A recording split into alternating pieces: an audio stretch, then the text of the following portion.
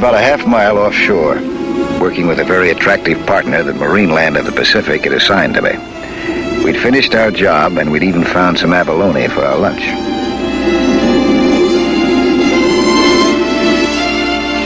But I might have known it was all too good to last. When we surfaced, a visitor was waiting for me aboard the boat. Mike Nelson, I presume.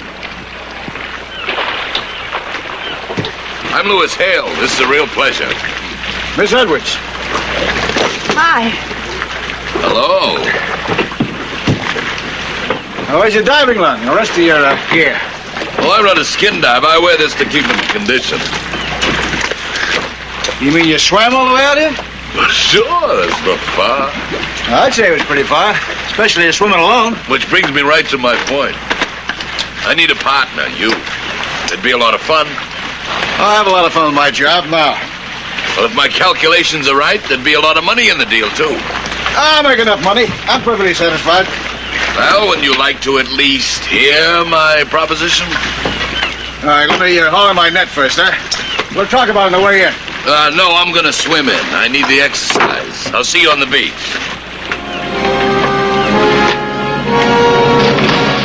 Now, what's he trying to prove?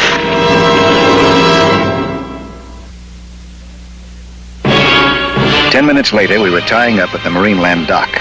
I'll get on the beach and get rid of muscle as fast as I can. Okay, Mike, I'll have lunch ready when you come back.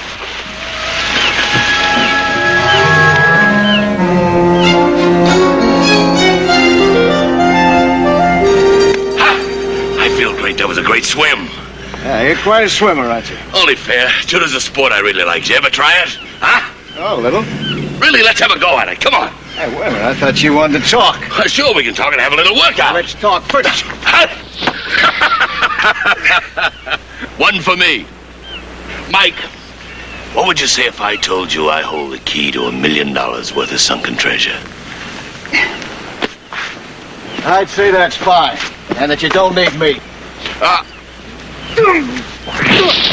That's one for me. Very good, Mike. There are 3 reasons I need you. 1, I'm not a diver. That you could teach me. 2, you've got a boat. 3, an underwater operation for one man alone is too risky. Besides, there's enough money in this deal for a whole regiment. Oh, what do you say? Sunken treasures for kids. Right now I'm working on something scientific, and that suits me fine. But, man, the deal I'm talking about is scientific. Scientific research. The gold is only an incidental byproduct.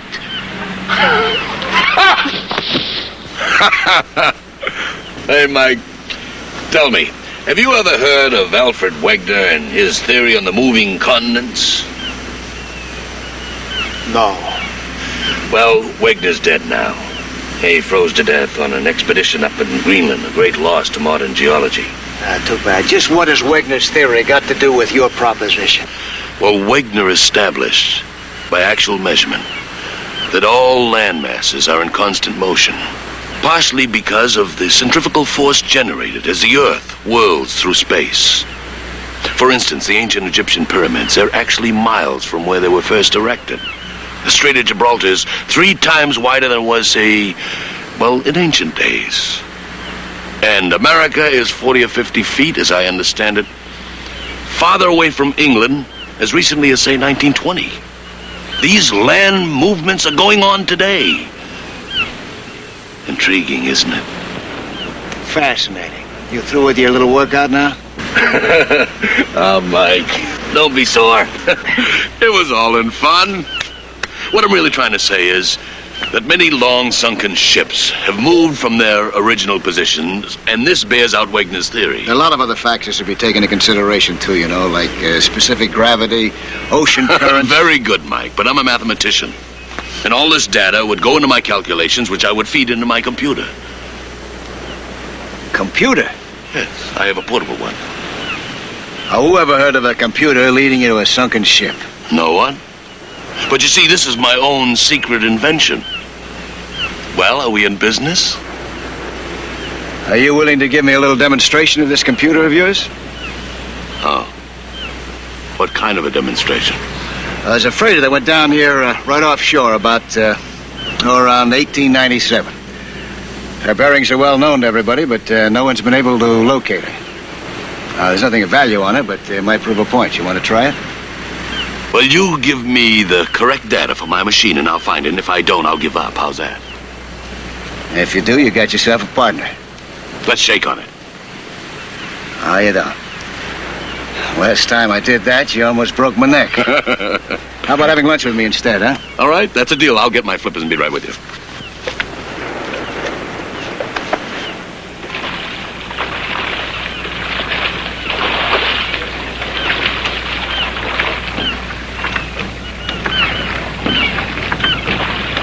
Morning.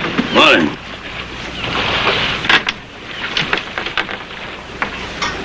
Excuse me. Thank you.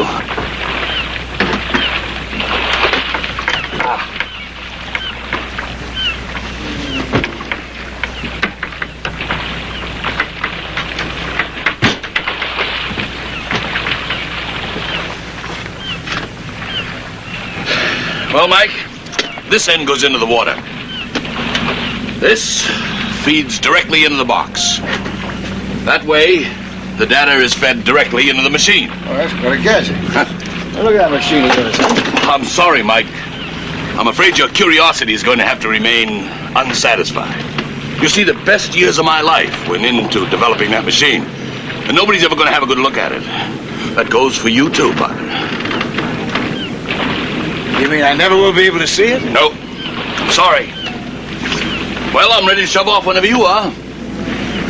Follow a course that'll take us to the general area where the freighter went down. By that time, I should be ready to take over. So we moved out to sea. If I'd known what was waiting for me, I'd never have left the dock.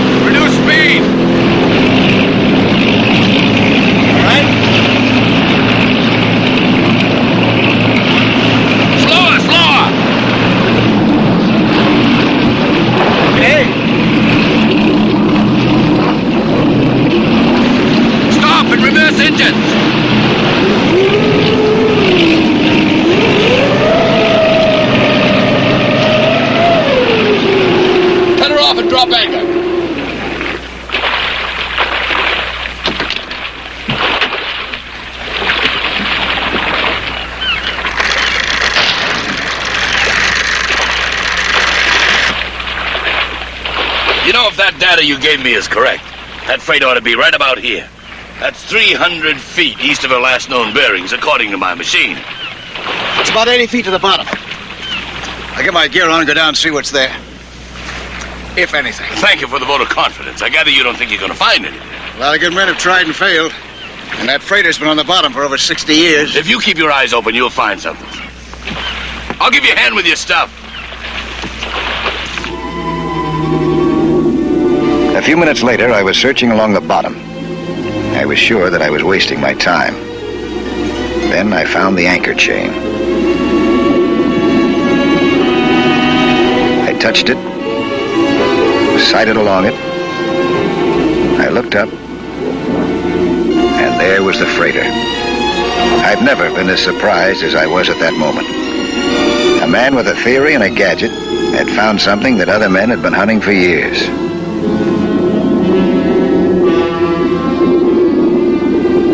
I headed for the surface, and my partner at once.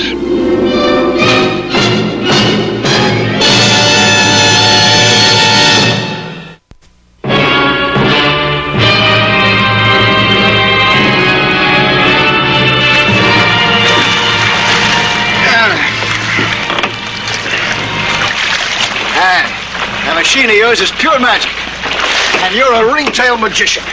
Forget the hero worship, Mike. Starting tomorrow, I'm your pupil. When you find those barges and the gold that's in them, I want to be right there with you. Good enough. We'll start those skin diving lessons the first thing in the morning. Hale was an athlete. There was no doubt about that. He learned faster than anyone I'd ever instructed before. But I had a feeling that he wanted to get along without me. If so, he'd be making a big mistake. 90 feet is an awful lot of water, and there are no safe shortcuts to the surface. Suddenly, there was a cave in front of us.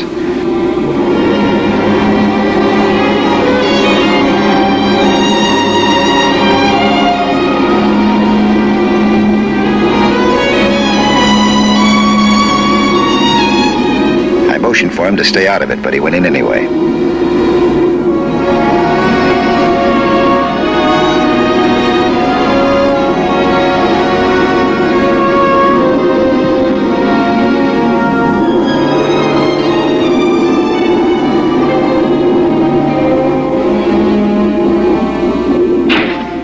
I heard the noise when his air tank hit the rock and his air was cut off.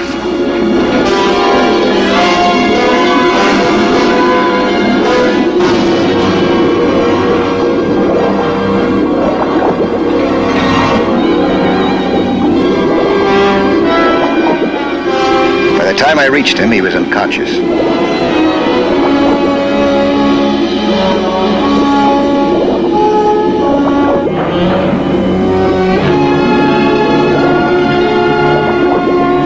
Waste any time hauling him out of there and turning on his air valve, but it was still a lot too close for comfort. Another 10 seconds, and he would have been dead. When I got him aboard, he was barely breathing. Hale had swallowed a lot of water. The flicker of life seemed to be there. I coaxed. I pleaded. Slowly, rhythmically, working into exhaustion. Breathe. Oh, come on. Come on, boy. Breathe. Breathe.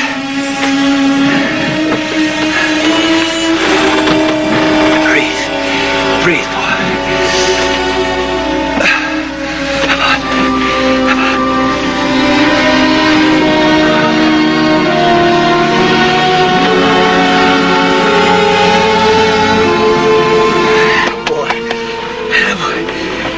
Fella. My efforts paid off. He was coming around. A sniff of ammonia would do the trick.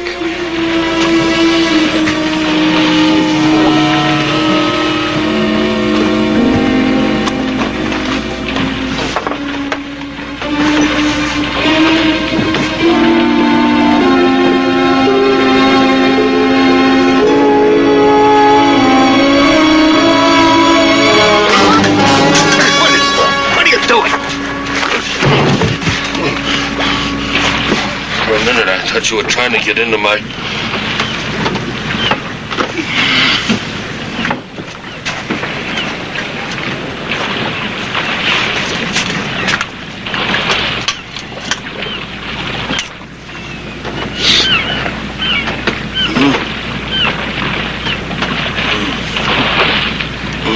Here, take it. Mike, you saved my life. I'll never forget that. Just do what I tell you to do when we're underwater. If something goes wrong, don't panic. I did panic, didn't I? And you almost killed yourself. That's never gonna happen again. Hale had the strength of a bull. By the following morning, he was fully recovered, and we were heading out toward the sunken barges. Barges loaded with gold and lost beneath the sea for well over 100 years. The barges had broken loose, collided, and gone down over 40 miles off the coast. If Hale's general theory was correct, the ocean bottom had moved on, and so had the barges.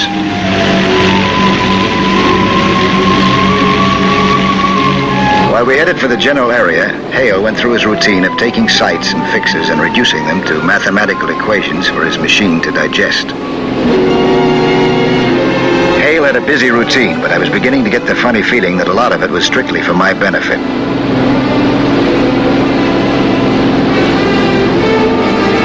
When we got close to the target area, Hale stayed with the computer right up until the time that he told me to drop anchor.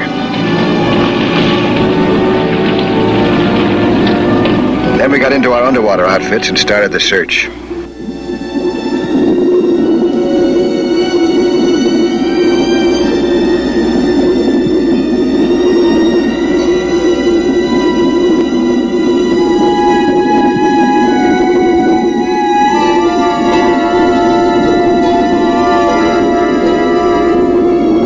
We searched the sea bottom until our air reserve was almost gone, but we found no signs of the wrecked wooden barges and their cargo of gold.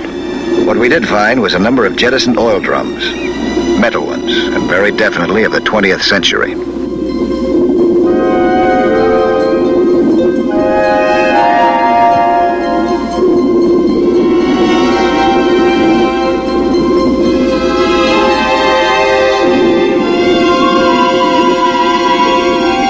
Was disappointed, but I was disturbed by what might possibly have been just a peculiar coincidence. Those oil drums were metal, and so was the freighter that we'd found. There was something that didn't seem right to me, and I was determined to find a few minutes alone for a look at Hale's mysterious machine.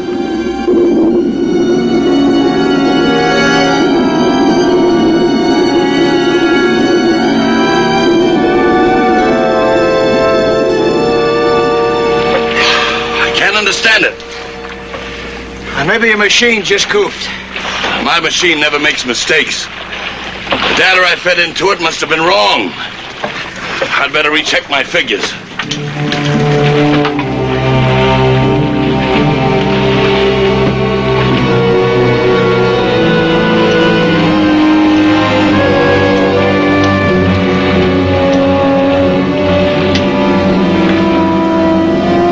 I awakened early the following morning. Hale was still asleep. This could be my chance to have a look into that sea chest.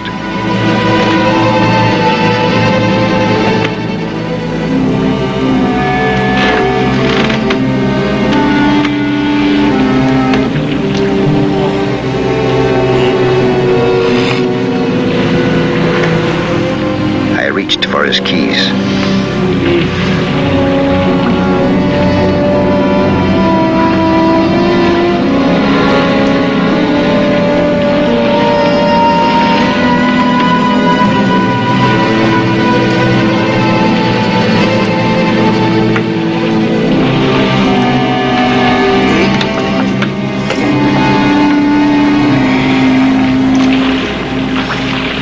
Morning. Good morning. Oh, gotta get going, don't you think? Yeah. You're up early. Today's the day, isn't it? That's right, partner.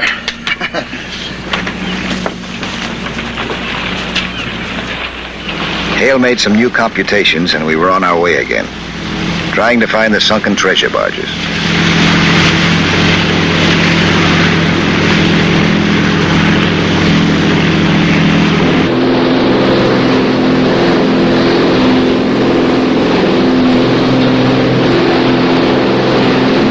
Cut engines and drop anchor right here.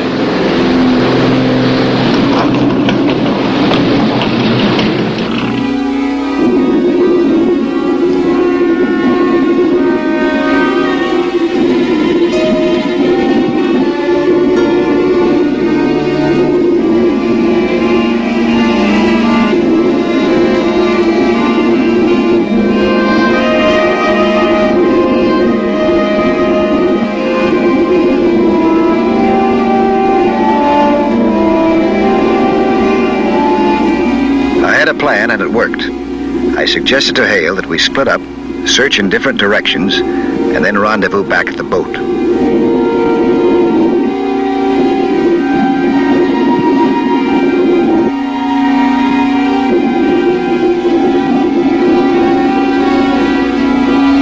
This gave me my chance.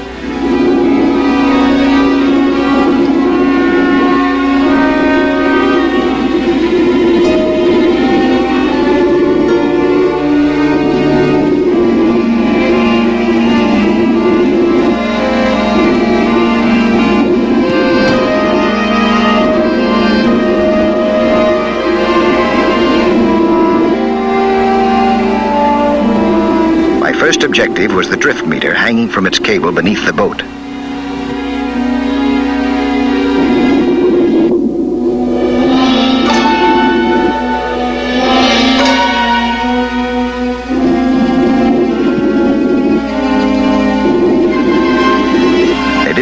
see anything unusual about it until I turned away. Then it almost seemed alive as it leaped at my metal tank and clung to it.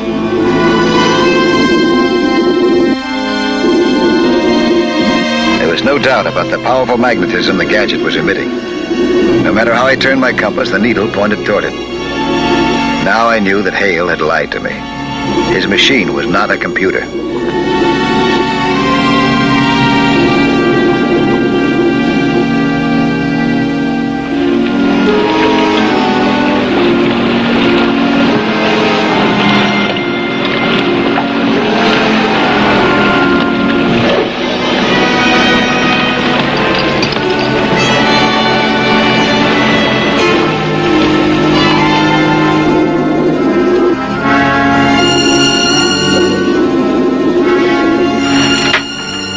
Hale's whole routine had been phony from start to finish. What he called a computer was really a very sensitive detector of metallic objects. The lettering on the device made it plain that Hale was a thief, if not worse. It was designed for anti-submarine warfare, not for treasure hunting, and he'd stolen it from the research laboratories of the U.S. Navy. I had to contact Naval Intelligence, and fast.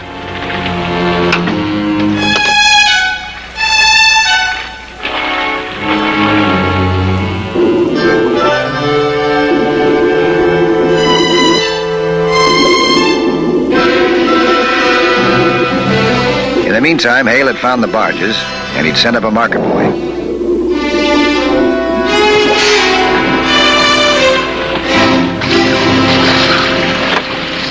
Hey, it's not.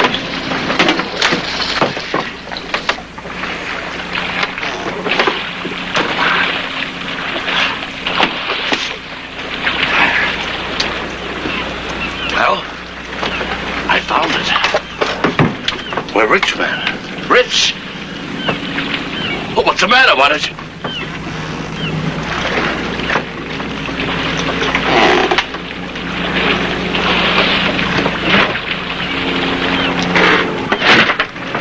Take it easy now, huh? We're in enough trouble as it is. The other one was in trouble.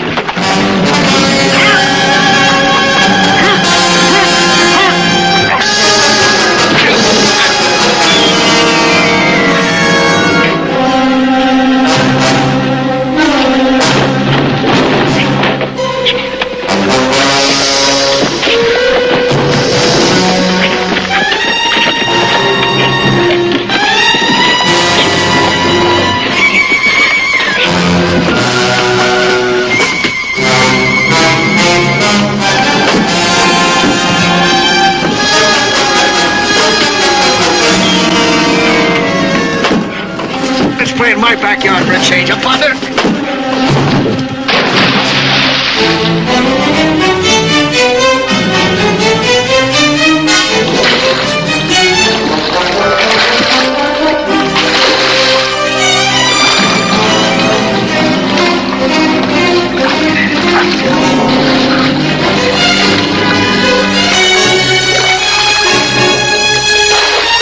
Hale was a muscle man, but he couldn't stay underwater as long as I could. When I hauled him back aboard, he was out cold. When the copter arrived to pick up Hale and his stolen gadget, I lit a flare for them. I felt like I was back in the Navy again. It felt good.